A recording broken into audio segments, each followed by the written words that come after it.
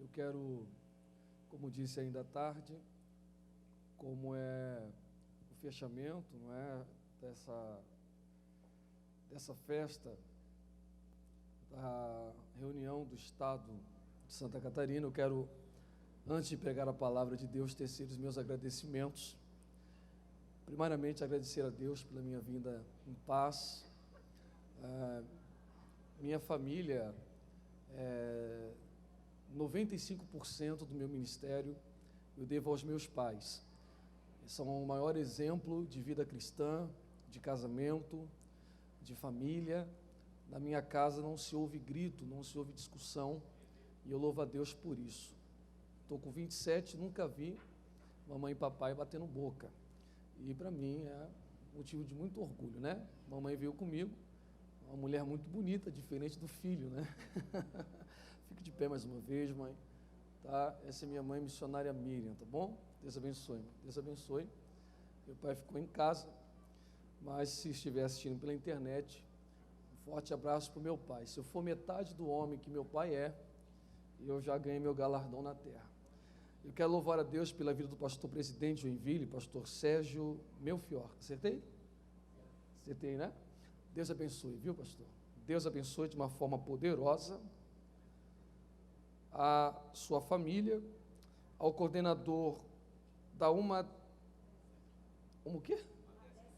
Décima, perfeito? Pastor Natanael Melo, simpatia de pessoa. Deus abençoe o senhor, viu? Prospere o senhor, a sua casa, a sua família, e que a sua gestão sempre seja plena na unção, no conhecimento, e que os jovens desfrutem em todo estado da unção que for derramada sobre as vossas vidas. Eu quero louvar a Deus pelo, eu posso chamar assim de amigo, pastor Giovanni, né? Eu acho que acima é uma honra, constitui-se honra eu estar participando de um congresso, uma festa como essa, mas eu acho que o mais importante no estado de Santa Catarina são as amizades. E o pastor Giovanni, eu tenho como amigo, e que Deus abençoe o senhor, viu, pastor? Com muita sinceridade, eu peço que Deus lhe retribua, viu? Sua humildade, o seu empenho. Deus abençoe, viu? O senhor, a sua esposa, Deus abençoe a senhora também, tá? De uma forma muito poderosa.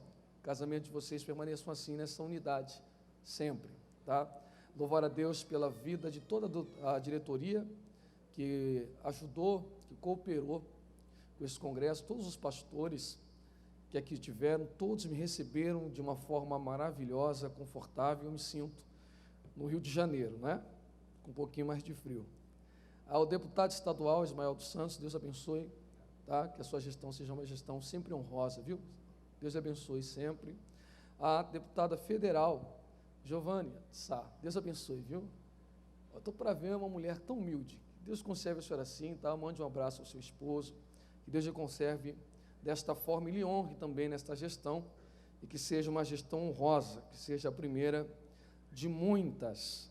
A todos os jovens que compõem esta festa. Sem mais delongas, amados, os que querem ouvir a palavra de Deus, diga, eu quero. Faça como o pastor presidente vos ensina. Se ele ensina que devemos ficar em pé, fiquemos em pé para ler a palavra de Deus. Em Ezequiel, sempre obedecendo o pastor presidente, né? Ezequiel capítulo 47. E nós vamos parafrasear com Ezequiel capítulo 40. Ezequiel 47, Ezequiel capítulo 40, por favor.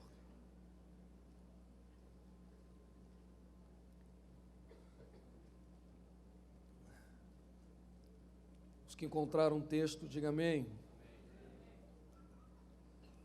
Depois disso me fez voltar, 47, à entrada da casa, e eis que saíam umas águas de debaixo do umbral da casa para o oriente, porque a face da casa olhava para o oriente, e as águas vinham de baixo, desde a banda direita da casa, da banda do sul do altar.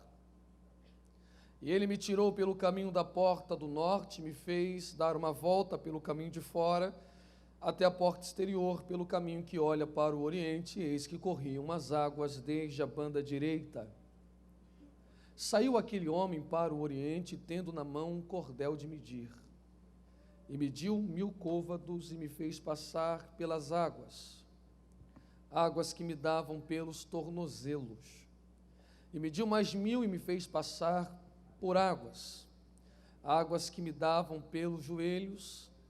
E mediu mais 1000 e me fez passar pelas águas, águas que me davam pelos lombos.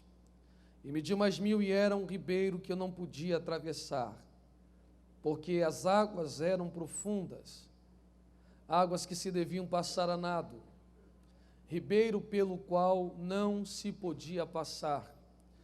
Capítulo 40, apenas o primeiro versículo.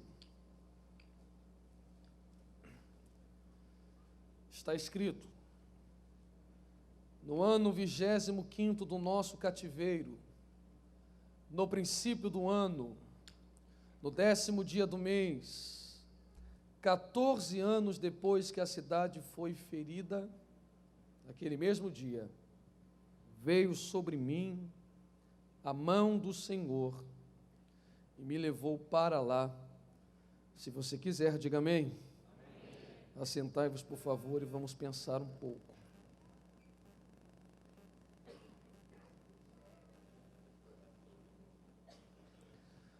Amados, aqueles que têm a oportunidade de cursar um seminário ou até um ensino denominado superior, acadêmico, em teologia, bem sabe que teologia não é uma ciência. É impossível entender Deus pela ciência. Não se compreende Deus por ciência. E mesmo assim, existe uma grade de matérias que faz com que venhamos compreender Deus. Obviamente, o assunto que talvez mais interesse os servos de Deus seja o que é chamado de teologia sistemática. Nela, seja a martiologia, soteriologia, pneumatologia e cristologia, e assim vai, são os pilares, ou, na verdade, o princípio do conhecimento de todo servo de Deus.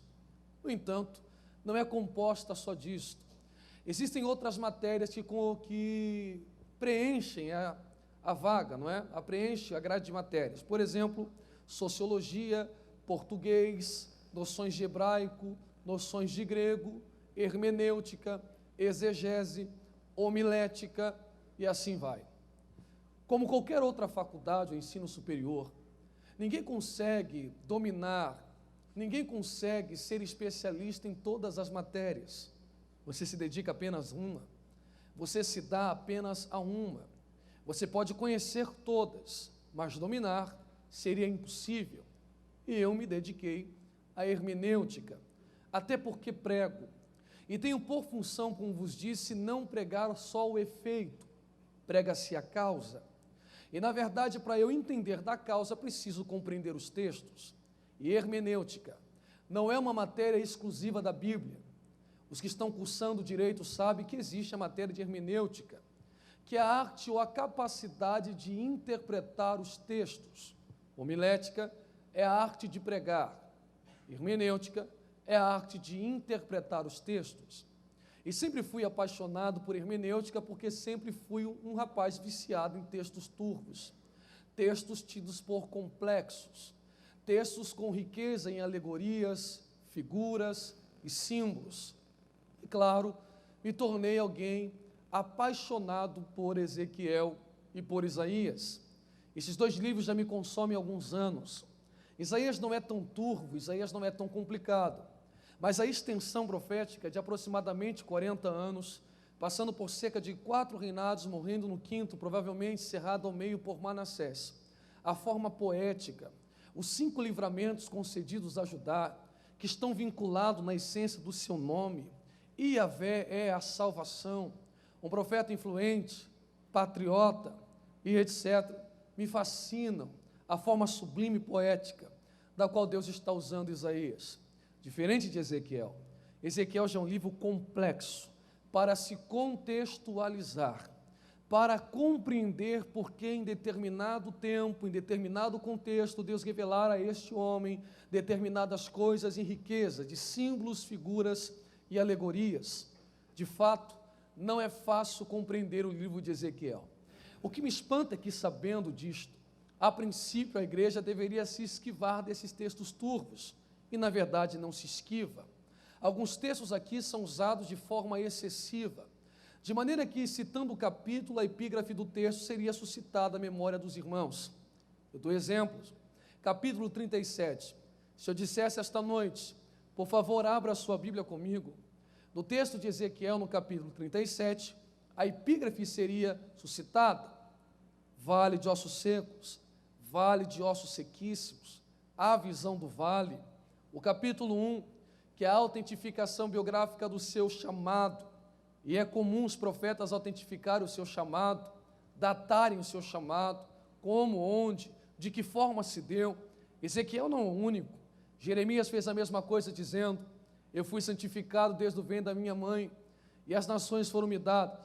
A autentificação biográfica do seu chamado. Amós disse: eu fui chamado detrás das ovelhas ou do pasto. A autentificação biográfica do seu chamado. Isaías, no capítulo 6, disse: no ano que morreu o rei Uzias, eu vi o Senhor.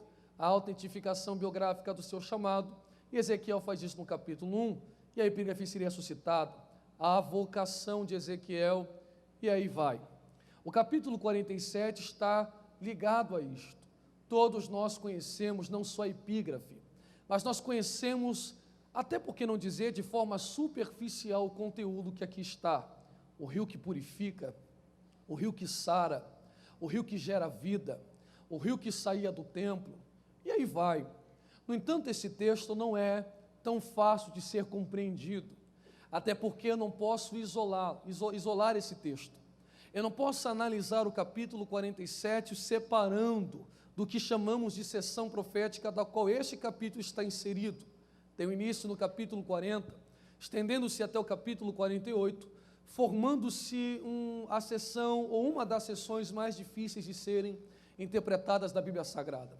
É tão difícil, houve um tempo de tanta dificuldade em interpretar esse texto, que o livro de Ezequiel ficou correndo um sério risco de ficar fora do cânon bíblico, porque ninguém conseguia interpretá-lo, até que um determinado rabino conseguiu interpretar, mostrando inspiração no texto e fazendo com que todo este livro fosse inspirado e aceito. Daí nasce a seguinte questão, até porque pessoas inteligentes fazem perguntas: Carlos, por que é que esse texto é tão difícil? O que é que ele está vendo nesta sessão? O que é que ele está vendo do capítulo 40 ao capítulo 48 que é tão turvo? Alguns pontos críticos passam a surgir aqui. Por exemplo, ele está vendo um templo. E aí, Carlos? E aí que este templo aqui, ele não aparece em nenhum outro lugar da Bíblia.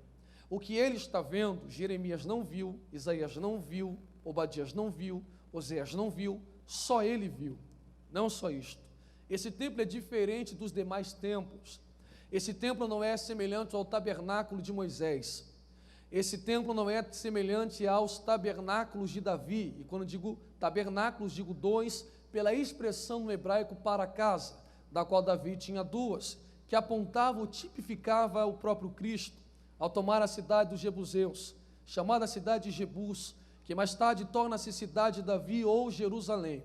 No tempo de Davi haviam duas casas importantes erguidas lá.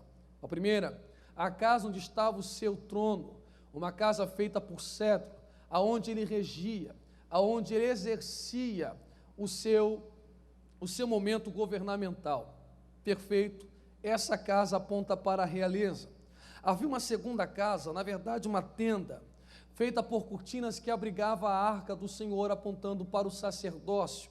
Talvez por isso o salmista descreve: aqueles que confiam no Senhor são como o monte de Sião, que não se abalam, mas permanecem para sempre. Qual é a inspiração do salmista?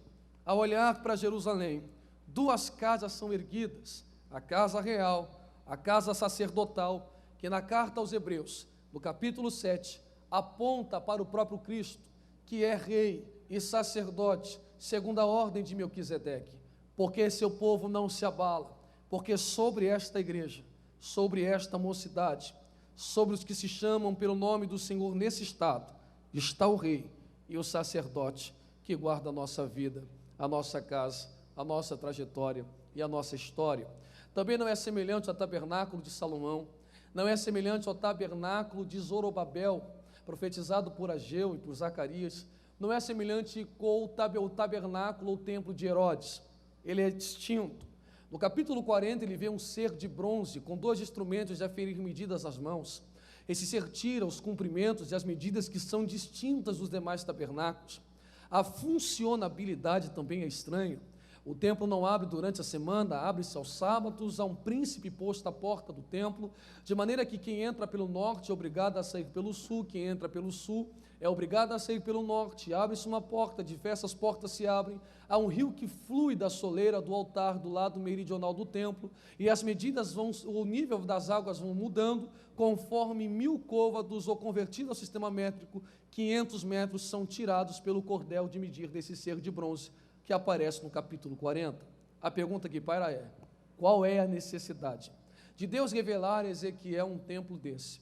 Por que é que Deus está mostrando a Ezequiel um templo, óbvio, em espírito, na Babilônia? Qual é a intenção? Qual é o intento disto? Por que é que Deus revela? Eu quero que você entenda que, no meu ponto de vista, o cativeiro babilônico é o mais perigoso de toda a Bíblia Sagrada. Do meu ponto de vista, o cativeiro babilônico é o mais perigoso da Bíblia Sagrada. Aí você está assim, de forma nenhuma.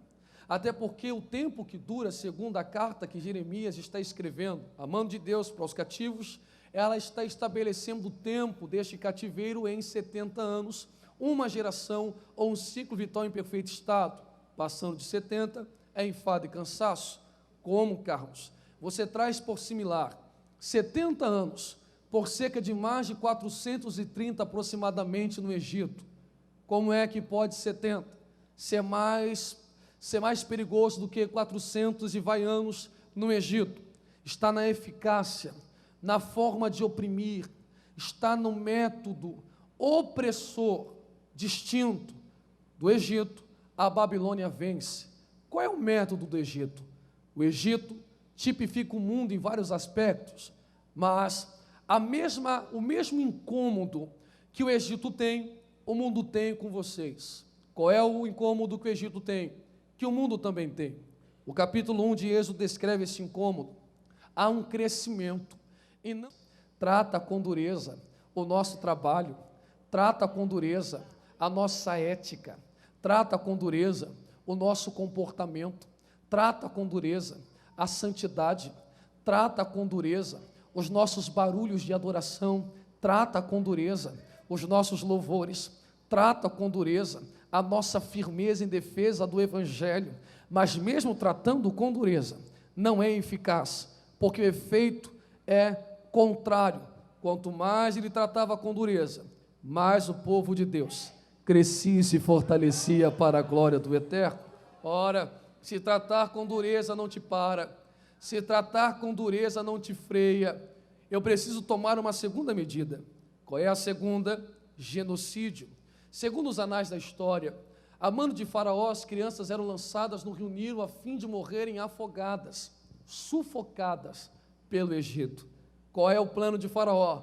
Depois que cresce e fortalece, não dá para parar. Depois que ele cresce e fortalece, ninguém segura.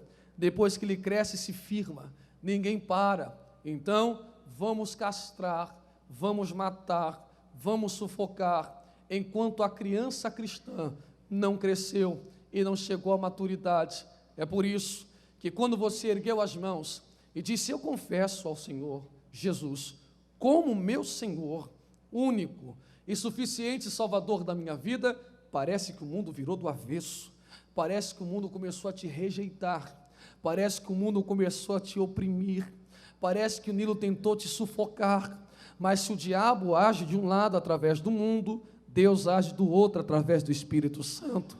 Semelhante a Joquebede, percebendo que a maturidade cristã ainda não havia sido alcançada, ele vem todo culto de domingo, ele vem todo culto de ensino, ele vem todo culto de campanha e vai betumando o cesto vai betumando o cesto, espécie de piche. Ele está dizendo: estou betumando por dentro, estou betumando por fora, impedindo que as águas do Egito sufoquem a presença de Deus do lado de dentro. É por isso que você sofre pressão na escola, sofre pressão na internet, sofre pressão no celular, sofre pressão com os convites, sofre pressão com as tentações, e mesmo debaixo de pressão, você está aqui com as mãos erguidas, dizendo que só o Senhor é Deus. Qual é o método opressor de Faraó? A agressão externa. Vou aumentar as cargas, vou algemar, tratar com dureza, aumentar o serviço. Qual é o método dele? Eu algemo por fora, e Deus diz, mas eu solto por dentro. Ele diz, eu machuco por fora, mas eu saro eles pelo lado de dentro. Está percebendo? Diferente da Babilônia. Babilônia, o método é semelhante de Alexandre o Grande, é colonização, perfeito? Alexandre o Grande sabe que a cultura grega é superior, mas preserva a cultura dos outros povos. Ele gosta de observar essa cultura. O método de Nabucodonosor é um método tradicional. Inversão cultural está um perigo, porque a cultura é um conglomerado complexo de artefatos, bandeiras, hábitos e costumes. Se eu inverto a tua cultura, eu mudo o teu jeito de falar, de vestir, de andar e de pensar. O que é que Nabucodonosor quer? Separou um povo inteligente, separou um povo, pegando este povo seleto, ele diz, eu vou mudar o teu jeito de falar, eu vou mudar o teu jeito de andar, eu vou mudar o teu jeito de vestir. Aqui, tu deixarás de ser hebreu, e passarás a ser um babilônico. É por isso que na Babilônia, ninguém andava algemado. Quem é que ensina isto? Ninguém andava algemado. A arqueologia bíblica atesta que o maior banco da Babilônia pertencia a uma família cativa. Quem foi próspero para lá, prosperou mais ainda. Quem foi rico para a Babilônia, enriqueceu mais ainda. É por isso que quando Ciro toma a Babilônia, cumprindo-se a profecia de Isaías, ele dá o livre-arbítrio e diz, quem quiser ficar na Babilônia, fique. Quem quiser ir para Jerusalém, que vá. Aproximadamente cerca de 50 mil pessoas voltam para Jerusalém. E o restante não conseguem abrir mão do projeto da Babilônia. Perceba que a liberdade não é tentadora, porque Deus não tenta. Então, quando ele abriu o caminho através de Cristo, ele olha para você e diz, quer ficar na Babilônia, fique. Quer pisar em Jerusalém, pise. Só que ele não promete nada em Jerusalém. Ele diz, volta, mas Jerusalém está destruída. E as pessoas estão tão agarradas com a Babilônia que diz, não dá para ir em Jerusalém. Na Babilônia está melhor. Na Babilônia está gostoso. Na Babilônia eu investi. Na Babilônia eu gastei tempo. Mas para quem teve coragem de largar tudo na Babilônia, e quem ficou com a sua cabeça e disse, tu estás louco, tu estás louca, vai sair da Babilônia para viver algo que você nem sabe o que acontecerá em Jerusalém, mas quando você abriu mão da Babilônia e pisou em Jerusalém, Deus levantou Ageu para dizer, a glória da segunda casa será maior do que a da primeira. Estão percebendo? Na verdade, Babilônia não algema ninguém.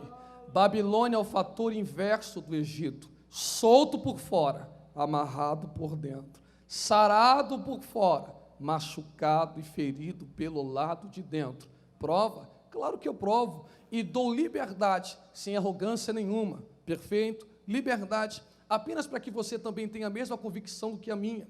Por favor, mostre-me algum teólogo, algum curioso, algum biblicista, por favor, 400 e poucos anos no Egito. Quando é que a esperança deste povo, vinculado ao capítulo 37, verso 11 de Ezequiel, na parte B, que diz que a esperança dele tornou-se seca, semelhante aos ossos que estavam sobre o vale, e os ossos estão sob um superlativo, estavam sequíssimos, absurdamente seca, semelhante à esperança desse povo. Nunca, o Egito nunca secou a esperança. É tanto verdade que quando o faraó morre, o povo consegue clamar a Deus. E na Babilônia? Na Babilônia não, menos de 70 já estão secos. Menos de 70, desesperados, menos de 70, desequilibrados. Ezequiel não é apenas um profeta, Ezequiel tem cunho sacerdotal. Capítulo 1, verso 3 está dizendo o quê? Veio a palavra do Senhor expressamente a Ezequiel, filho de Buzi, o sacerdote. Se ele é filho de sacerdote, é da tribo de Levi. Se é da tribo de Levi, é separado para o templo. Uma vez separado para o templo, ele compreende melhor do que qualquer outra tribo a importância de uma casa como esta, a importância de uma festa como essa. Por que é importante? Porque sem templo não há sacrifício, e é o princípio para se chegar na glória de Deus, no santíssimo lugar, ou no cavode do Senhor, na glória. Glória não é Shekinah, glória é kavod no hebraico. para chegar no Santíssimo, eu passo no altar, porque a expressão sacrifício vem de corbanote, que significa elevação e aproximação. Só se eleva a Deus quem se lança no altar, quem conhece o altar, e altar só tem aqui. Se esse templo fecha, ninguém se eleva, ninguém se aproxima, ninguém se achega. Não só isto, sem templo, sem palavra não há quebrantamento, sem quebrantamento não existe arrependimento, sem arrependimento, movimento é uma coisa, avivamento é outra, e avivamento só vem através do arrependimento. Imagine esta pressão na mente de um sacerdote que está vivendo em uma terra de idolatria, apostasia e resistência ao Evangelho. Não tinha um templo para adorar a Deus. Ele olha para um lado, para o outro, e passa a cogitar esta ideia: ou Deus abre um templo aqui, ou o povo perde o equilíbrio. Ou Deus abre um templo, ou o povo perde o equilíbrio. Só que, segundo as profecias de Isaías, Babilônia como Egito, Assíria e Síria era uma vara. E o que é vara? Instrumento de correção de conduta de uma ovelha ou de um rebanho. Deus está dizendo: Babilônia não mata, Babilônia é uma cinta na mão de um pai que quer endireitar os costumes dos seus filhos. Eu controlo a Babilônia, e a Babilônia vai limpar e chamar um povo dentro de um outro povo para viver a glória da segunda casa em Jerusalém. Então ele quer acalmar o coração de Ezequiel.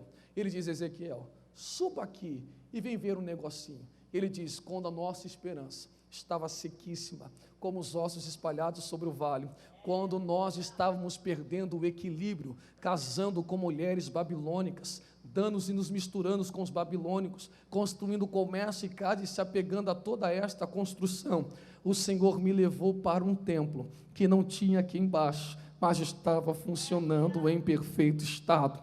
Ele vai andando neste templo curioso, e tudo neste templo é importante, mas o capítulo 47 é que me deixa um pouco perplexo, porque há um rio que está fluindo do templo, um rio que está fluindo do templo, um rio que flui do templo. Não só flui, o ser do capítulo 40 se apresenta novamente, pega o cordel de medir. Alguém está me escutando? Diga amém, por favor. Pega o cordel de medir e vai fazendo isto aqui, sobre as águas que saem do templo, que saem do altar, 1000 côvados, 1000 côvados, 1000 côvados, e 1000 côvados, 500 metros, 500, 500, 500, 500, 500, 500, 500, 500, 500, 500, 500. Pastor Giovanni, perceba isto, por favor, não está crescente, decrescente, nem oscilante, as medidas são iguais, repetidas de forma iguais, 500, 500, 500, 500, é uma atitude intencional. Por que intencional? A cada 500, uma reação é provocada em Ezequiel. Qual é a reação? Ande no cumprimento que está sendo tirado. 500 artelhos, 500 joelhos, 500 os lombos, 500 só através de mergulho. Andando está impossibilitado. Então, uma ação intencional, medidas específicas para lavar lugares específicos. Deus está dizendo: só tem um jeito desta mocidade não perder para a Babilônia, só tem um jeito de você vencer a Babilônia, só tem um jeito de você triunfar sobre a Babilônia. Qual é o jeito? Permitindo que o que está fluindo do templo, que o que está nascendo do altar, não passe pela tua direita, não passe pela tua esquerda, mas que o que está fluindo dessa festa, toque os seus artelhos, toque os seus joelhos, toque os seus lombos e te faça mergulhar.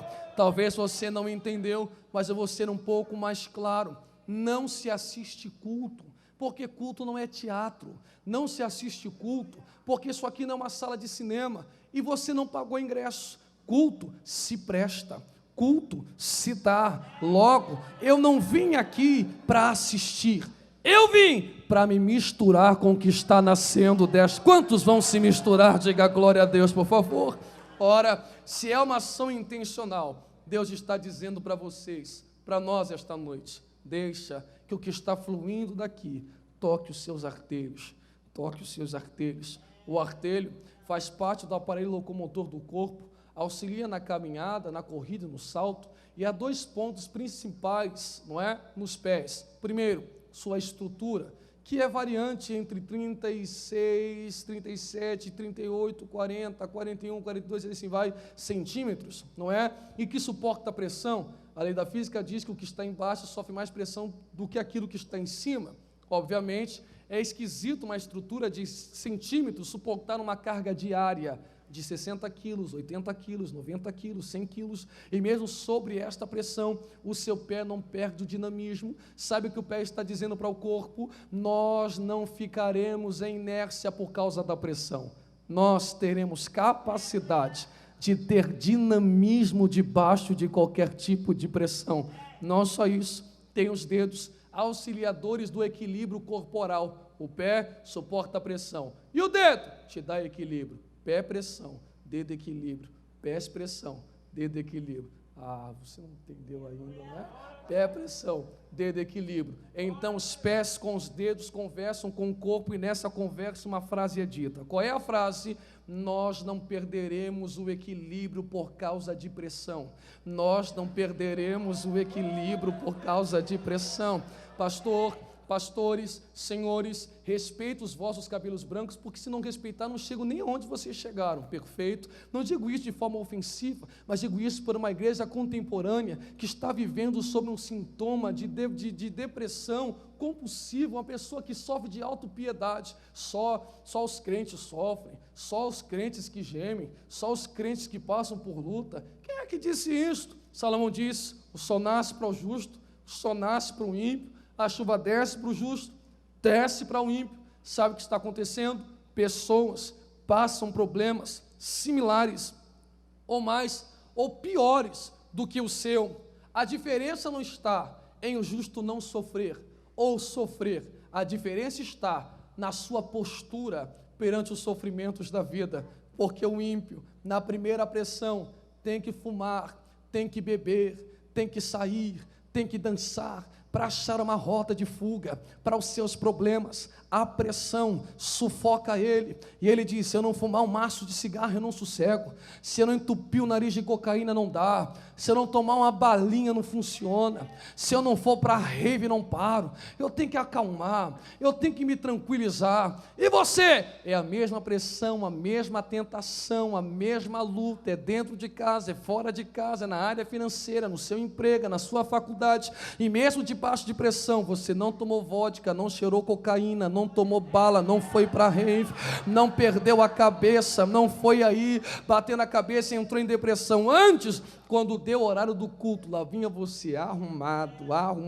cheirosa, sem perder o equilíbrio. Olha, aqui já está entendendo, não é verdade? Com a Bíblia debaixo dos braços, e o ímpio com o olho desse tamanho tentando entender como é que ele suporta isso. É tanta pressão e não perde o equilíbrio, é tanta pressão e não desvia da igreja. Opa, aqui já está entendendo, não é verdade? É tanta pressão e não joga tudo para o alto. Por que não joga tudo para o alto? Porque nós estamos vivendo Ezequiel 47 como o salmista viveu. E como é que o salmista viveu Ezequiel 47? Claro que viveu. Olha o que ele diz: o Senhor é nosso refúgio, socorro, bem presente na angústia, pelo que não temeremos, ainda que os montes transportem-se para o meio dos mares, ainda que a água fique turva, ainda que a terra se mova e os montes se abalem pela braveza dos mares. Teve gente que não entendeu, então vou repetir o salmo de uma maneira mais simplificada. O Senhor é o nosso refúgio, socorro bem presente na angústia, pelo que não temeremos. Temeremos o quê? Que o monte que não tem perna crie perna e ande para as águas, que a água que é clara torne-se escura como as trevas, que a terra que é estática, dinâmica, apenas pela percepção do nascer e pôr do sol, sofra um dinamismo perceptível aos meus olhos, que ainda que os montes inabaláveis sejam saculejados pela braveza dos mares. Você não entendeu ainda, porque se tivesse entendido, eu tinha dado no mínimo 1667, glória a Deus, mas eu vou ser um pouco mais simples. Ele está dizendo: o Senhor é nosso refúgio, socorro bem presente na angústia, pelo que não temeremos, ainda que eu olhe para o lado e para o outro e não entendo o que está acontecendo, ainda que a minha vida vire pelos avessos, ainda que tudo esteja uma loucura, é monte com perna, é água que ficou escura e terra que começou a mover, ainda que eu olhe e tudo esteja fora do lugar, eu não perco o equilíbrio. Por quê? Há um rio cujas correntes alegram assim. Você não está recebendo, não é verdade? Levante a tua mão lá em cima. Uma mão é pouca, as duas, por favor, as duas. As duas. O diabo estava contando que essa pressão na tua faculdade ia te roubar o equilíbrio. O diabo estava investindo para que a pressão nesse emprego e através da internet lhe roubasse o equilíbrio, mas ele é um derrotado, porque é um rio que está descendo lá da glória, está passando em Joinville, e nós não perderemos o equilíbrio para a glória do eterno. Quem recebe esta palavra, fecha a palma da mão e faz o barulho que o diabo não gosta. Pegue na mão da pessoa mais próxima ao seu lado, por favor. Pegue na mão, chacoalhe a mão dessa pessoa e diga para ele: nada te rouba o equilíbrio, nada te rouba o equilíbrio. Diga: a fofoca não lhe arranca o equilíbrio. Diga: o diabo não lhe arranca o equilíbrio. Diga: as tristezas não lhe arrancam o equilíbrio. Você pode até chorar, mas vai chegar no templo. Você pode até gemer, mas chegará no templo. Só que não perderá. Você consegue adorar por alguns segundos? Então abre a tua boca e esfrega na cara do diabo: Babilônia não me roubo. Ele não para de... Ele continua a medida. Ele não para nos primeiros 500. Ele diz: Ezequiel, não é o suficiente, porque você ainda está no raso. Sai do raso.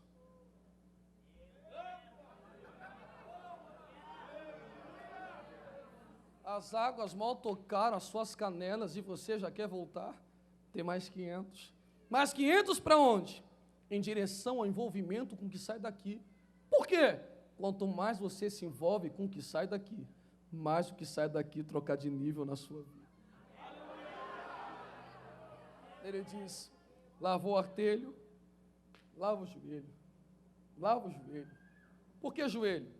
Porque joelho faz parte, o joelho é a articulação mais complexa do corpo humano, firmada entre duas articulações principais, femorotibial e patelar, que dão caráter de rotação, flexão e extensão corporal. Eu vou explicar melhor, vou ficar de perfil em respeito às moças que estão de saia, então vou virar aqui, ficou difícil, para os obreiros, perfeito? O joelho nos dá esta capacidade aqui, ó o que o joelho faz, isto. Nenhum glória a Deus. Olha o que o joelho faz. Perto da terra, longe da terra, perto da terra. Opa! Vou vir para esse lado, que esse lado ainda não pegou. Ó, o joelho me dá o domínio. O joelho me dá a calibragem de percebendo que estou muito perto da terra.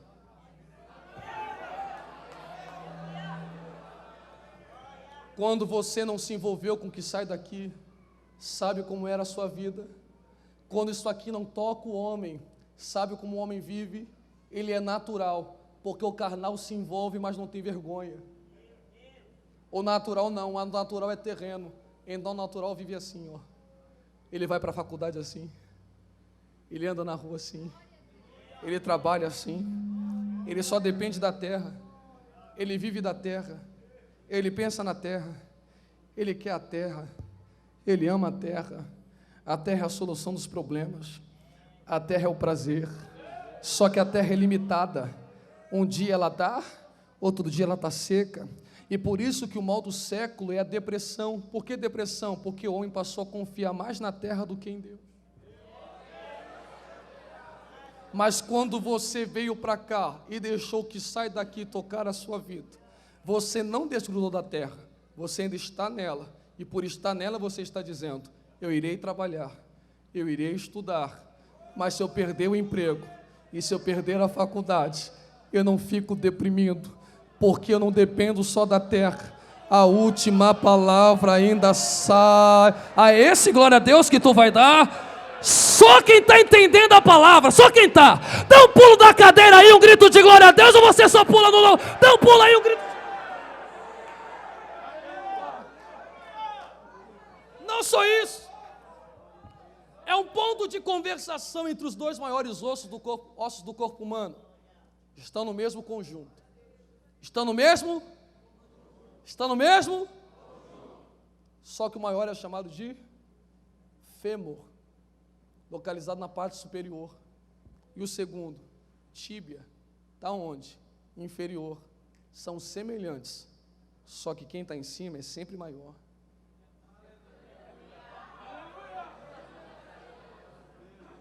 Quem está em cima é maior.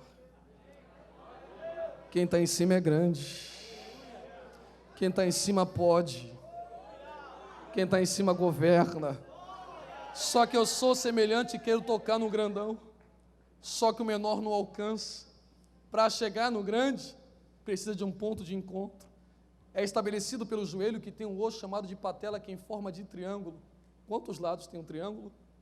Então o que faz o menor chegar no maior, mesmo o diabo não querendo, é a comunhão com o Pai, com o Filho e com o Espírito Santo de Deus. Não só isso, o joelho é um ponto suportador de pressão que suporta cerca aproximadamente 4 vezes mais ou 5 vezes mais da carga corporal. Por isso que atleta reclama de dor nos joelhos, tornozelos, mas a tíbia aparentemente está aliviada. Ah, tu não vai dar nenhum aleluia? Não fez o link? A tíbia só sofre quando a pancada é localizada. A pressão é frenada no joelho. Então o joelho colocou o corpo na frente, dizendo que está embaixo é pequeno demais para suportar essa pressão.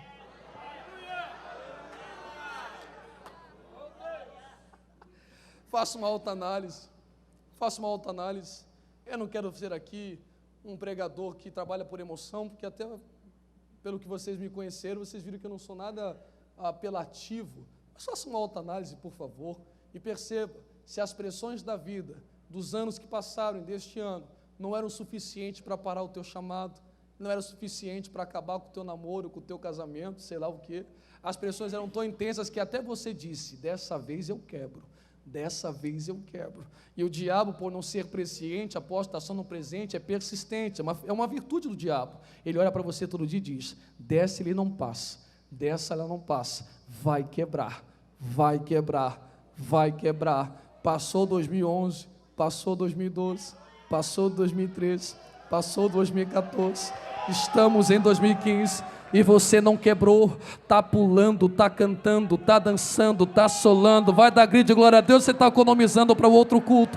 O que eu estou dizendo é que enquanto tivermos comunhão com o Pai, com o Filho e com o Espírito Santo, não tem comunhão, não tem pressão, não tem diabo que vai quebrar você no meio. Só quem recebe esta palavra, abre a boca, larga o grito de glória a Deus mais alto que você puder. Vou encerrar. Não vai dar para falar dos longos. Eu vou encerrar. Quantos gostariam de ouvir o resto da mensagem? Diga, eu quero. Aponte a mão para o pastor aí, por favor. Sem medo, irmão. Pode apontar a mão, não vai mirrar não. Não vai mirrar não. Diga, pastor. Poxa, eu queria ouvir o resto da mensagem. Convido o Carlos de novo. Amanhã eu estou aí, aí você volta, eu conto o resto. Eu vou terminar aqui, no joelho. Sabe o que Deus está dizendo? Só tem um lugar que afasta o homem da terra. A tua mãe tentou e não conseguiu. Teu pai tentou e não conseguiu. Teu amigo tentou e não conseguiu. Mas quando você foi tocado pelo que nasceu daqui, por isso que ele disse, o salvo não é joio, o salvo é trigo. Por que não é joio? Se você olhar para o joio do trigo, você não consegue distinguir, sim ou não? São parecidíssimos. Isso aqui dá um culto de doutrina maravilhoso, hein? Só que eu vou falar do joelho e vou encerrar aqui. Quem quer ouvir, diga amém. Há um problema no crescimento. Qual o problema? O trigo cresce, o joio cresce. Só que a raiz é que mostra quem eles são.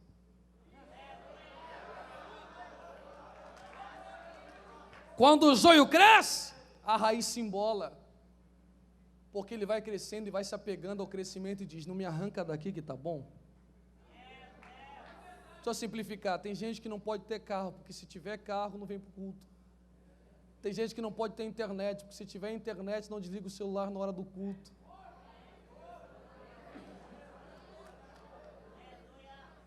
Você tem 22 horas para usar a internet, da porta para dentro, é só conectado com Deus, é só conectado. Tá tão... não vou falar isso aqui não, senão você não vai me convidar mais, não é?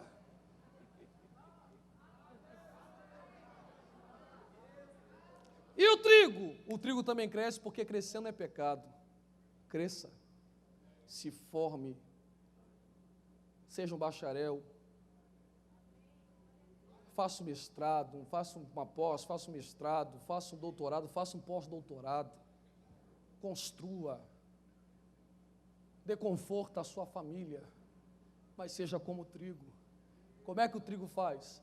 Ele sabe que foi plantado, porque ele vai crescendo e a raiz se desprendendo. Quanto mais ele cresce, mais solto ele fica. E ele vai dizendo assim para o agricultor: olha, o Senhor me plantou aqui, então eu tenho que sobreviver, mas nada do que eu estou colhendo vai me segurar aqui. Na hora que o Senhor quiser me chamar, na hora que eu sentir o teu toque, não tem rímel, não tem pó na cara, não tem chapinha, não tem gel, não tem, é ética. Então Deus quebrou a ética lá em Atos dos Apóstolos, porque eles ficavam semelhantes a bêbados, assim, ó. E o povo dizia: está tudo bêbado. Ele disse: está nada, rapaz, aqui está cheio do Espírito Santo de Deus. Só os trigos, fica de pé comigo, glorificando ao agricultor. Olhe para cá. Eu sei que a cara não agrada, mas olha. A Babilônia não vai te amarrar na terra. Toda a tecnologia é maravilhosa, mas da porta para dentro, quando o agricultor dizer: sai da terra, nada te segura aqui. Porque adoração significa, dentre tantas interpretações, aproximar-se o máximo possível de Deus ao ponto de beijar Ele entre os olhos. O adorador, Deus faz isso aqui, ó. Beija minha testa. Por isso que culto sem glória a Deus é chato. Porque você não sai da terra. Mas já percebeu quando sai aquele aleluia? Aquele glória, que dá aquele arrepio, que você sente aquela presença, é Deus dizendo: olha lá, é trigo, saiu da terra para chegar com toda ousadia perante o trono da graça. Cadê os trigos de Deus? Chegaram aqui nesse culto? Ainda não. A Babilônia não toma o teu equilíbrio. Moça com moça, moço com moço, de dois em dois, só para que não haja constrangimento, não é? Se for tua namorada, tua noiva, aí você faz, só para que não haja constrangimento, de dois em dois. Vire de frente para esta pessoa, por favor. Vire de frente. Se for de 3 em 3, pode ser, porque o pastor Natanael disse que aqui em Santa Catarina tem rodinha de fogo. Então pode fazer de 3 em 3. Isto. Feche os teus olhos, por favor. Tem gente pensando que você veio perder tempo. Largou um sábado para se envolver com o que sai do tempo. Só que ele passa pelo Áraba, e o Áraba é uma região deserta, insuportável para o homem viver. Então quando ele vai seco, tudo está morto. Mas depois que ele se envolve e volta, tudo que estava morto começou a ter vida. Você vai voltar para o mesmo caminho, você voltará para o mesmo endereço, você voltará para o mesmo colégio, você voltará para a mesma faculdade. Só que com uma diferença: como você se misturou, o que estava seco passará a ter vida. Alguém está confiando nessa palavra? Abre a tua boca, expressa alguma palavra de adoração, verbalize alguma coisa. Se você está sentindo a presença que eu estou sentindo, deixa as águas subirem da canela e não tocar só o joelho, tocar o lombo, não só o lombo. Entra de cabeça, mergulha, dá abraçada, mas se envolva na presença de Deus. Faremos o seguinte: tem Ezequiéis aqui, mas precisa ter um ser que empurre Ezequiel. Você só vai dar um empurrão nesse irmão. Quando eu falar em nome de Jesus, quando você abraçar esse jovem, você dirá estas palavras a este jovem: a Babilônia não nos tira o equilíbrio. A Babilônia não nos amarra na terra. Nós não somos da terra, estamos nela, mas um dia a colheita acontecerá. O joio ficará amarrado, mas ele colherá o trigo e guardará no seu celeiro. Haverá o arrebatamento da igreja e só vai subir quem é o trigo. Será que tem trigo de Deus aqui esta noite ou não chegaram aí? Olha aí, olha aí, olha aí, eu sabia que tinha. Fecha os olhos. Fecha os olhos. Fecha os olhos. Fecha os olhos. Eu vou te dar algumas dicas aqui de bênção. Quando você abraçar esse Jó, você vai dizer estas palavras para ele: como a glória da segunda casa será maior do que a primeira, para o que esmagar a Babilônia. Ao abraçar esta moça, você vai dizer assim, ó: eu vou na tua formatura, eu vou na tua ordenação, eu vou no teu casamento, eu vou segurar teu filho no colo. Você vai dar glória a Deus, você não está acreditando. Eu verei você sendo presidente da convenção. Eu verei você ganhando almas. Eu verei você cantando e pessoas vomitando câncer, paralítico levantando e demônio partindo em retirada. Eu verei Deus te levantar na terra e abençoar a tua família. Eu verei você como referencial de Deus aonde tu pisar. Eu irei no teu doutorado. Eu verei tudo isso. Está preparado? A glória da segunda casa será maior do que a primeira. A Babilônia caiu, a Babilônia perdeu, a Babilônia não resistiu, a Babilônia cedeu. Nabucodonosor perdeu mais uma. Maior é o que está conosco do que aquele que está no mundo. Em nome de Jesus, abraça esse irmão e essa irmã e profetiza, profetiza, profetiza. Deixa Deus usar.